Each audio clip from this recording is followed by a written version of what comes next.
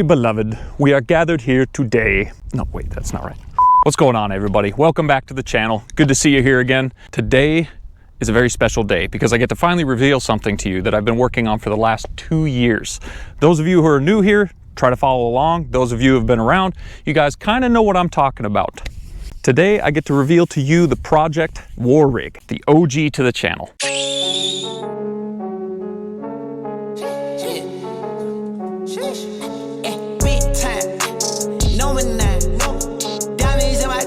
Got a lot of shine, running up the number, that's a lot of crime. Try to take it from me, must be out your mind. Do it, I'm big time, lot of slime, smoky in the air, that's a lot of pine. Pockets running over with the dollar sign. Try to take it from me. Now, for those of you who remember, the last time I rode this was roughly 2 years ago when I brought this thing all the way up to Minnesota to ride with Pete Hager up in, I think it was the Akeley area of Minnesota. And I found a crack in the frame when we were all done. And it had been years in the making. This thing had been raced, ridden, carried all around the country, and it finally decided to give up the ghost there in Akeley, Minnesota. Now the engine wasn't dead, but that was the end of the frame, so I put it up on the shelf and it hadn't been ridden since. So for the last 2 years, again, if you're new here, go back, you can follow along, see what this thing used to look like, what I used to do with it, and then what happened to it there, and then what it's become now. And those of you who have been here, you guys might notice I've changed the colors up quite a bit. I decided to go with a different scheme. I've actually kind of brought it back to what it used to be. Gone with a different color hood, tried to match the plastics with that better, and I'm bringing back a little bit of an old school look. Got the gold wheels, silver powder coated frame, raw aluminum bumper, Nerf bars and grab bar, blue seat. You guys might be thinking bringing back kind of the 250R look. In a way, yes, but this is actually modeled after the CRF 450R 50th anniversary edition. And they brought back that color scheme and I loved it. So I wanted to bring it to the quads.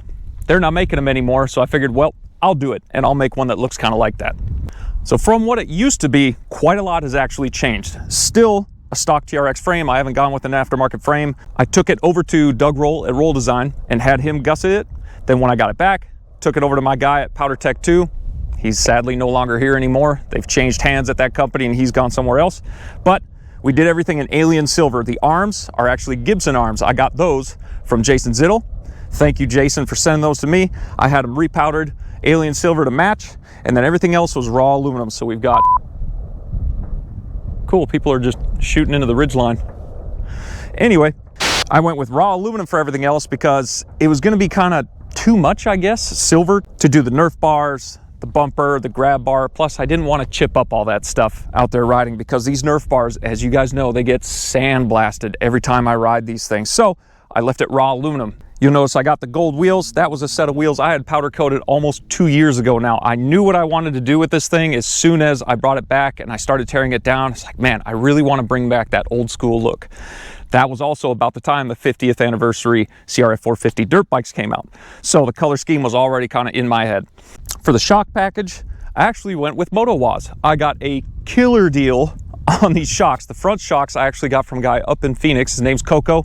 Thank you, Coco. Shout out to you for those front shocks. They were actually LTR shocks, but they were very clean, just kind of hanging out in his garage. He said, here you go, you can have these shocks. So I gathered those up from him, happened to be up in Phoenix. The rear shock I actually picked up from a guy in Wisconsin, had a friend that lived near there, so he went and picked up the shock and sent it down to Jim. Now all 3 shocks got sent to MotoWaz to get rebuilt, and he did the works. So thank you, Jim, for doing the entire thing. He had to change out the bodies on the front shocks to make sure they're the correct length for these Gibson arms and the TRX, had to change out the hardware, added the dual speed adjusters, so we have high and low compression on this now. And the rear, same thing. We've got a Lone Star DC6 rear linkage, so that rear shock's gonna be working great. Moving up from there, our engine package. This is very similar to what I had, but there's been quite a few tweaks. Through the bottom end, I went ahead, took that transmission, sent it out to cryoheat, had him treat the whole thing and polish it. So now we have a treated and polished transmission, not worried about it breaking. There's some new gears that I added in there because I found some that were pretty rounded out on the dogs. Might as well go ahead and replace those anyway before we had it treated. He went ahead and did that, got it back to me in just a couple weeks. It was awesome. Good experience with Josh, so thank you, Cryoheat, for getting that back out to me. Crank sent up to Crankworks. I had to have a new pin and bearing put in it. I also had it balanced, rebushed the rod. It was a CP Carrillo rod already, and they did a little bit of friction reduction on it, so it should be a very smooth running crank. That was the idea behind it. Coming up from the crank, got another JE piston. I've used that before. You guys know it's in Randy Savage. 12.8 to 1 compression, nothing crazy, can still run it on pump fuel, although I run it on 110 usually anyway. This is the Pro piston, so only one ring on the thing. There's only one compression ring and the oil ring, and that's it. It's a very, very light piston. Very cool stuff that JE does. Moving up from there, it's an all Oregon Coast Power Sports top end. The head, the carburetor, and even the cam. So the head, ported by Jeff, the carb, 42.5mm bore by him.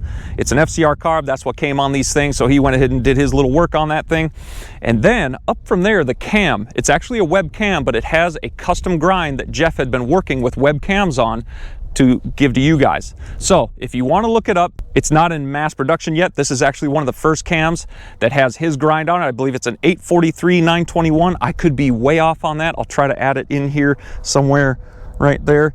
But that should be the grind numbers. If you just call webcams and tell them I'd like to see what the Oregon Coast Power Sports grind is, they can do that for you. And then following that, you guys might notice I'm running a DASA exhaust. This is a Phoenix 24 exhaust that I picked up from PeteHager.com. I've never run DASA before. DASA. Hate me in the comments, I don't know. I say DASA. Anyway, got the DASA Phoenix 24 exhaust. I've never run DASA before. Didn't know much about them actually, until I started to learn a little bit more about them. It's a beautiful exhaust. It should make plenty of power. I've heard nothing but good things about DASA. There goes a Razor in the background. Have fun. Man, those things can be loud. Anyway, Phoenix 24 exhaust, I got it from PeteHager.com. Beautiful thing. I know it's gonna make plenty of power. I've heard more and more about them lately from Jeff, from Rudy at Dirt Fiend. Nothing but good things to say about DASA. 4Works carbon seat, 4Works hood, obviously. I love that hood on there. 4Works went ahead and did this beautiful blue seat. I tried to get it close to the old blue, but if you guys remember, Honda blue is really dark. This is actually a TM blue, so it brightens it up just a little bit. TM is a motorcycle manufacturer, for those of you who don't know. The graphics will actually change. This is a Dirt Fiend kit that I had on here forever. Sam up there at Dirt Fiend's gonna go ahead and keep working on a new color scheme for this thing. It's gonna be fairly similar to the layout, but the colors are gonna be different. Sponsors will be a little bit different. It should match a whole lot better. Also, got the big Mishimoto radiator on there and a Gland Big Fan kit with the turbo harness. I got the button up here on the handlebars, so when I get this thing going, it's not a e-start. This is a kickstart only engine. I converted it over, so there's no battery. I can't just leave the fan running. But when the engine's running, I can either turn the fan on right away or leave it off and let it come on with the sensor. So the factory temp sensor will turn it on if it gets too hot. However, I'm finding so far, idling this thing around as I'm trying to break in the engine, the temps aren't getting above 160, 170 at most, just idling around and letting it sit with the fan on. So other little trick stuff you guys might notice as you look around this thing. If I ever meet you guys and you want to walk around it, go ahead. Got these Phoenix handlebars. They're kind of a low bend. I might end up going a little bit higher at some point. I've got 100mm rise on Randy and it feels really comfortable, but keeping everything low slung on this because it's a very MX focused machine. I have a Liger stem in this one with the LSR steering clamp. Liger stem is only, I think it's a stock height, but +1 forward, maybe a little bit above stock height, but not much. It's very, very low. I've also got this cool KMW Engineering fuel cap. Those of you guys who don't know who that is, that's Ian Kubik. He's a buddy up here in Mesa, Arizona, and he makes these things. They're a beautiful little piece of billet on there, and he's got a really nice check ball in there for the breather hose, so you shouldn't really have any issues with these things vapor locking or clogging up or anything like that. Beautiful little piece. Other than that, all you guys really see is a Spider Graphics skid plate. It's very thin. I forget what they call it, UHMW plastic, whatever it is. TM Designs chain guide. I usually don't run those because racing works and desert and stuff like that. We usually snap them off and then they end up in the chain. So we usually stay away from that. However, this one is not going to be running most of that. And topped off with a nice little billet Texera Tech sprocket guard on there. Love that thing. Got a Dominator 3 axle in it and a Lone Star billet lock nut. That's kind of the whole rear end of that thing. Still a stock swing arm. I love the stock swing arms. They're light, they're strong, never had issues with them. They fit perfect. Just went back with stock. It's perfect for this thing. It's actually very fitting that I'm revealing this thing at this time because as of the posting of this video, I am actually driving out of Yuma and moving away. I'm going to be driving across the country as you guys are watching this video, and it's very fitting that this is the first and the last thing that I ever built in this garage. If you guys remember, about 6 years ago, maybe a little less than that, I picked this thing up for $2,800 in Casa Grande and brought it home, and it was the first Honda I ever had.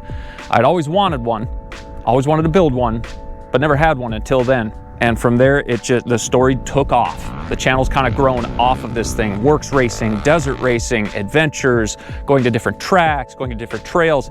It's been a good time, and it's great to have War Rig back, especially at this time. So after today, War Rig's gonna basically get loaded up and shipped across the country. And when you guys see me again, it'll be in a different place. But at least for today, I get to enjoy it a little bit before we leave. And as for everybody else that I've met out here, had relationships with out here, we've grown to know a lot of people out here. It has been an amazing time. This chapter is closing for me, but I'll always remember you guys. I'll always have time to come out at some point and visit. It may be just way sparse after this.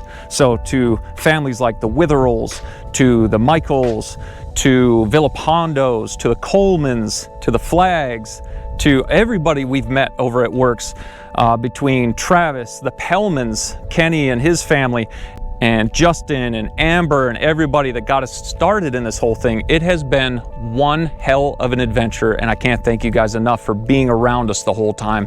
As for people who have given me advice and role models, people like Doug Roll, Leonard Duncan, Jeff up at OCP. I've listened to Jedediah Bunch go on and on about all kinds of stuff, and I've made some decisions off that, you know, things like that. It's been epic being out here, and I can't thank you guys enough for being a part of this.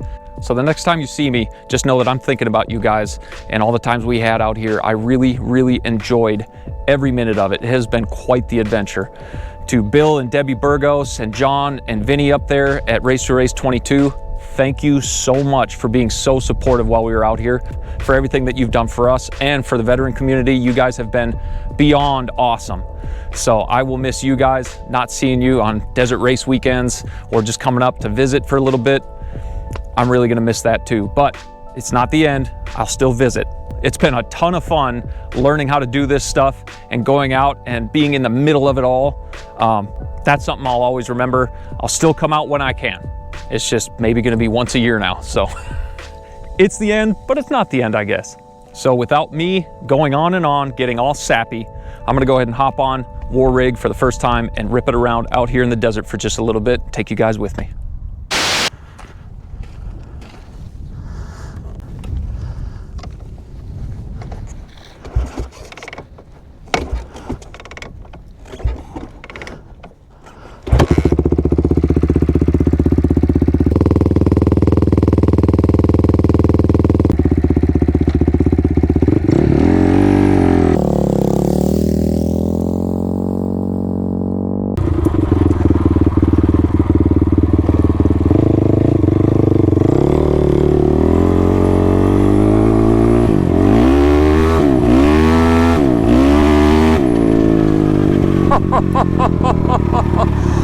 I can't go bonkers right now because I'm still technically braking in the engine, but man alive, because I'm running that 4Works intake, it's that carbon fiber elbow and big wide open filter, and it's all solid.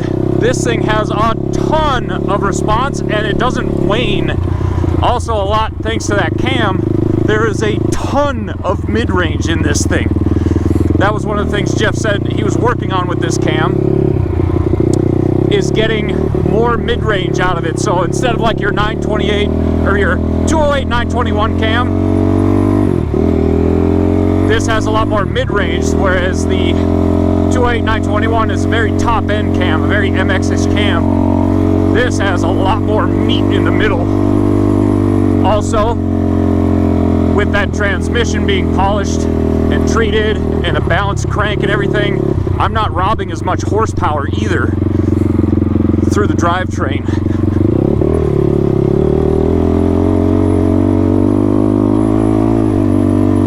And that DASA, oh my.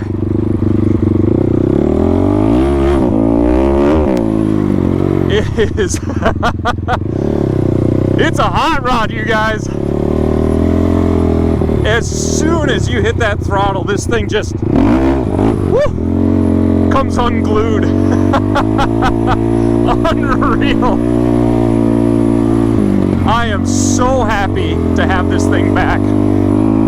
I don't want to go bashing it up through all the rocks and everything out here, so we're just going to kind of goof off right here in this area. But man, this is a riot. Also, you guys might notice I did the same thing that I did on the YFZ. I added the Trail Tech TTO right here in the handlebar pad so I can read temps. It's got a sensor in the coolant line just outside of the thermostat, and I'm monitoring temperatures. I'm also using that Gland Big Fan kit, so I really want to see what this thing does when I have that on. Remember, I can flick it on right here with the button or just let it run off the temp sensor. Right now I have it running off the button, and just idling around, I'm at about 169 degrees. It's actually almost hard to get up to temperature. But let's get a couple hard pulls here. Very, very smooth engine. I am hardly feeling anything through the bars right now. It's very smooth. Now hopefully I don't absolutely blast my phone here.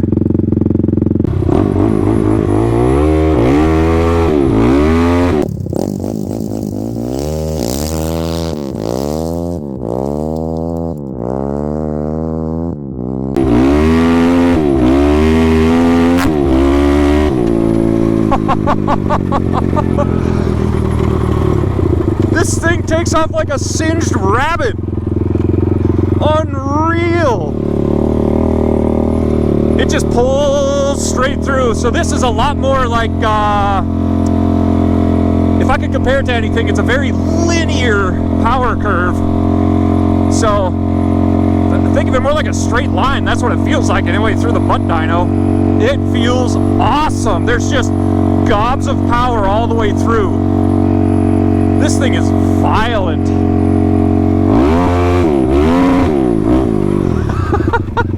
It just revs so fast. And yes, because I put the transmission together myself, I had to go through it yesterday up and down the street just to make sure it shifted, because you never know. I could always get something off or wrong or backwards. I don't know. I'm just glad it shifts through all 5 gears.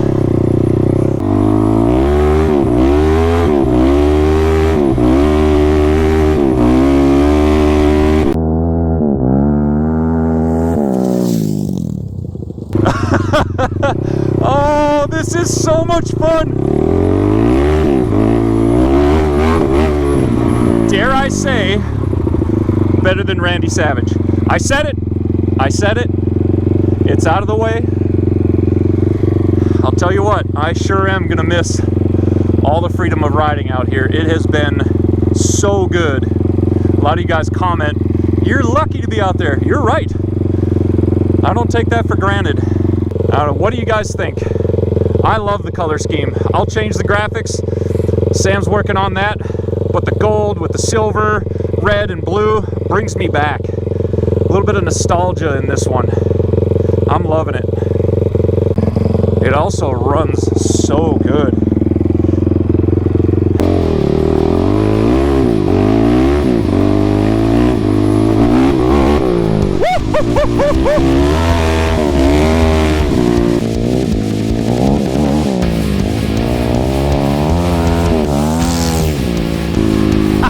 A little too much sauce on that wheelie.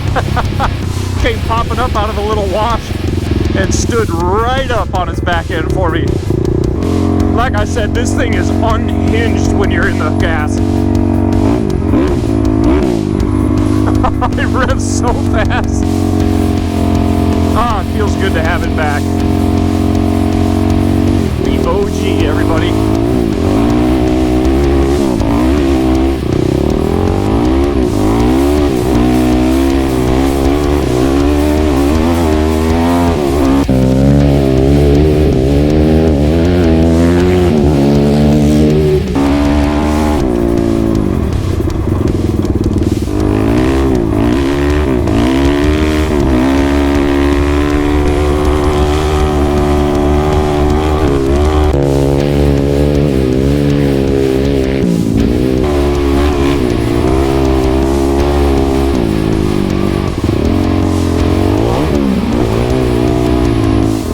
shocks are, like I said, MX.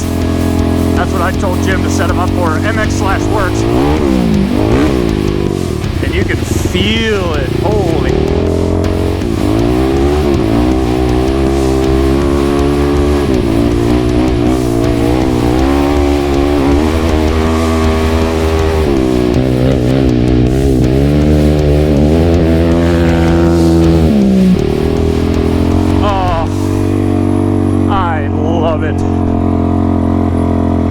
Well, let's load it up. I got more packing to do.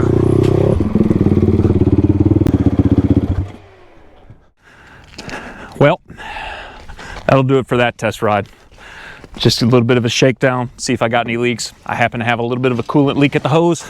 Have to go back and fix that anyway. But hope you guys like it. It's good to have that thing back. It's kind of bittersweet that it is literally the first and last thing I ever built in this garage, but it's been quite the journey. So again, to everybody that we've met out here, I've probably forgot a ton of your names, and I'm sorry for that. Morgan, didn't forget about you.